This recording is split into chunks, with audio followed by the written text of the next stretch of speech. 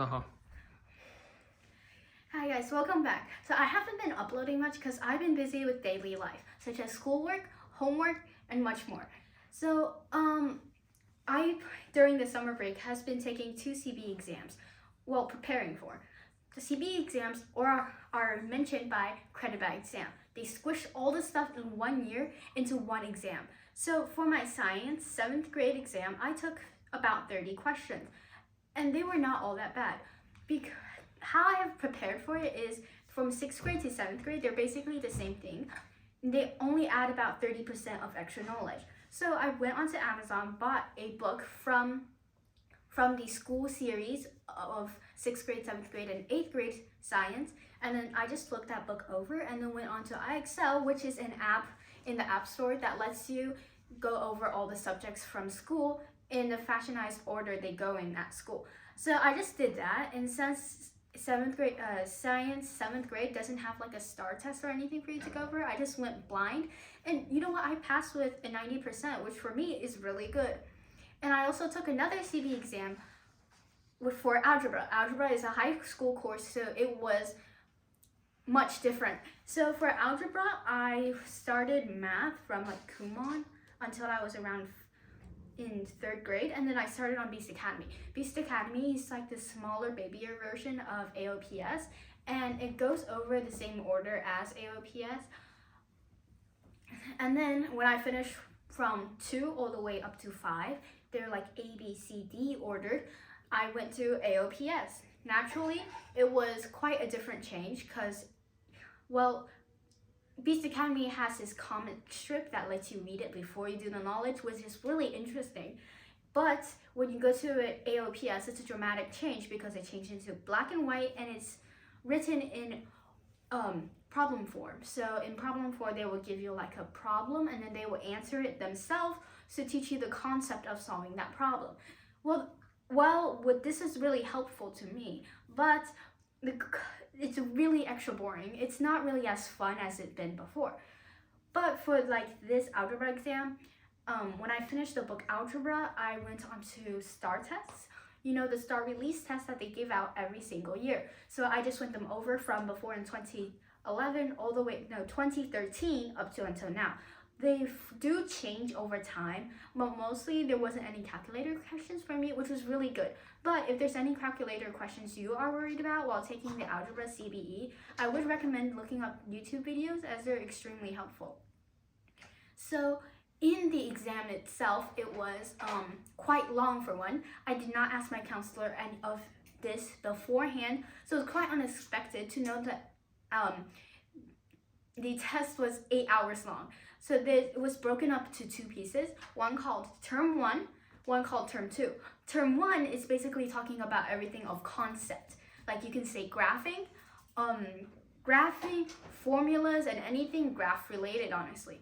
For the second half, however, it was more into the formulas of it overall, like the algebraic part of it. So they were drastically different, and you were given a 30-minute break in between. So the first half was 4 hours, break, and then 4 hours again. During the break, I did not know what to do because I wasn't told beforehand by my counselor that you had to bring food. So that was the interesting change. Now, after I have skipped algebra with quite a good score, 90%, I am currently doing geometry, which is a high school course. So in this high school course, one dramatic change that I was not expected for was the tactic they teach it to you. They would have prepaid presentations, and the teacher would give a lecture, give you a handout, and you go home. Well, you go home, they didn't tell you to do the handout, they didn't tell you to take notes, and for the first day, it was really confusing because I thought they would give us stuff and teach us how to do everything. So when I went home, I was like, Mom, I don't know how to do this. And then my mom taught me through everything. So now basically I go home, I look over my notes, I remember everything that's on my notes, I do the handout to make sure I know that I know my notes, and then I go back to school. Why do I do this every day is a good question. So yes, you can stuff the whole entire concept in one day and learn it, but for me, this is much better as it breaks it down into smaller chunks, and there's often tests right after, like right the day after you study, which is really unexpected, and pop quizzes are so much. So I would recommend you doing this too. But if you don't want to do this, you can always study beforehand. That's like having a reservoir of knowledge before you go to school. Like say you're in algebra right now or geometry. You could do algebra 2 or geometry the year before. So this prepares you for the next year, which is really good. And considering my science is now in 8th, it's not that bad, honestly. There's homework, but you can often finish them in school if you use your time wisely. My friend calls this laser focus, which you just put all your energy into this one project, and you could probably finish it in 1 hour. Speaking of 1 hour, when I go home, it takes only around 1 hour to get all of my schoolwork, and I just squish it into this tiny chunk, and then I have this free time for everything else. However, this free time does not go to waste. I do have extra things that I do have to do in order to get these studies for school.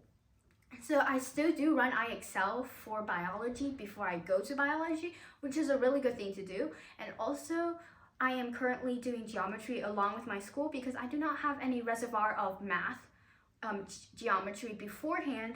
So I have to try to catch up before the school goes to where I'm learning, because that will create conflicts that are really hard to resolve. Considering my other classes are still 7th grade, they are not really that bad, such as social study. Social study has a bad reputation for being hard to remember with dates, people, and numbers, but honestly, if you pay attention in class, you should be able to pass with a good grade. And ELA is mostly right now writing and reading comprehension. Reading comprehension only describes reading really precisely, which doesn't take too much time if you know how to be precise.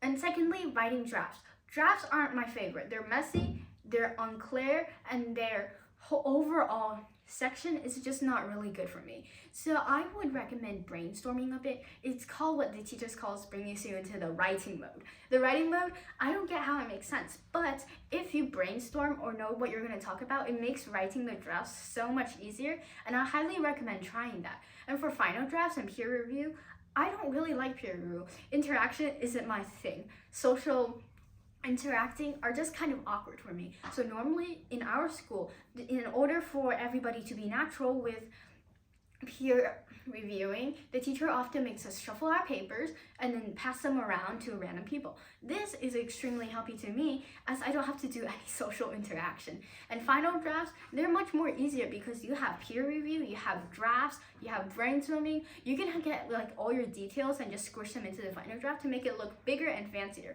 And don't forget, using more big words or better clarity issues, those make your essay way better.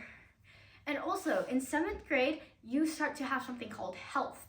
Now, health isn't really all that important to me as it gives me the thought of first impression. It's just videos. It's videos about your well-being, video about drugs, video about just overall anything about your body. So for me, I don't really study for it, but if you want to, go for it.